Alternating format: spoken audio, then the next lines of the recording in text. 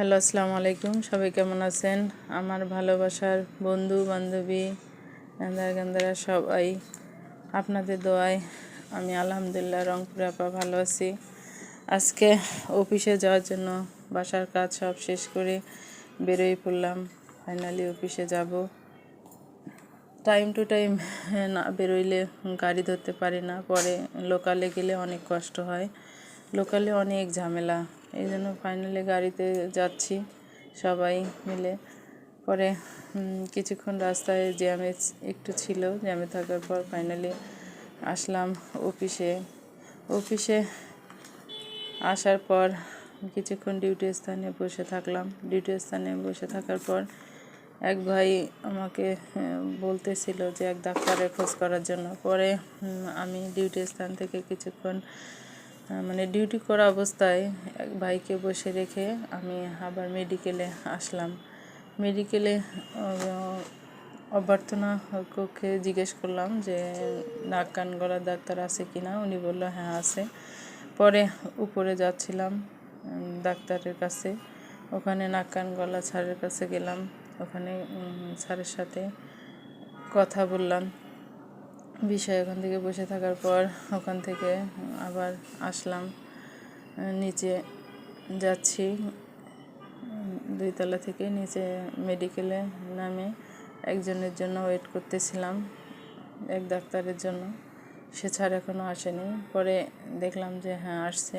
ওনার সাথে কিছুক্ষণ কথা বললাম, কথা বলে আবার চলে আসলাম ডিউটি স্থানে আবার থাকার পর কিছুক্ষণ ডিউটি করে আবার ব্যাংকে যাওয়ার জন্য বেরোলাম। পরে ব্যাংকে গেলাম, ব্যাংকে বুথে ওখানে আমাদের ব্যাংকের বুথে অত লাইন ধরে থাকা লাগে না, যখন যে যায় তখনই পায় ব্যাংক। পরে ওখানে কিছুক্ষণ রেখে টাকা ওঠার পরে সংসদ ভবনের পশ্চিম পাশে কি সুন্দর ফুল ফুটে আছে। পরে ওখানে গেলাম, কিছুক্ষণ ওখানে ছবি উঠাইলাম। পরে এক ভাই আমারে হেল্প করলো ছবি তোলার জন্য। পরে ওখান থেকে দেখি কি গাঁদা ফুলের গাছগুলো কি সুন্দর পাতা, কুচি কুচি পাতা, ওখানে নতুন গাছ লাগাইছে। পরে কলিগের সাথে দেখা, আমাদের উত্তরবঙ্গের পঞ্চগড়ের ভাই, মাশাল্লাহ। ওনার সাথে কিছুক্ষণ কথা বললাম। বলার পরে এক ভাই, আমি ছবি তুলতেছিলাম, বলতেছে আসো আমি তোমার ছবি তুলে দেই। পরে সংসদের টানেলের ওখানে কিছুক্ষণ ছবি উঠাইলাম। ওঠার পরে সব কাজ শেষ করে অফিসের ডিউটি শেষ করে বাসায় যাওয়ার জন্য বেরোয় পড়লাম। পরে কিছুক্ষণ গাড়ির জন্য ওয়েট করলাম, লোকাল বাসে যাব।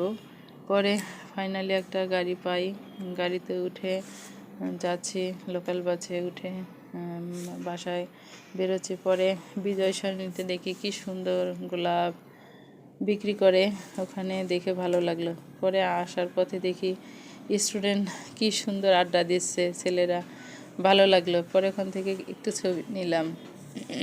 এইরকম জীবন আসলেই ভালো। ওখান থেকে আসার পর সুপার শপে গেলাম বাচ্চাদের জন্য কিছু খাবার কেনাকাটার জন্য।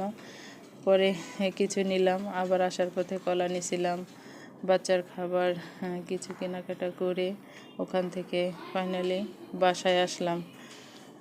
যদি ভালো লাগে লাইক কমেন্ট শেয়ার করবেন, আমার জন্য দোয়া করবেন। আল্লাহ হাফেজ, আসসালামু আলাইকুম।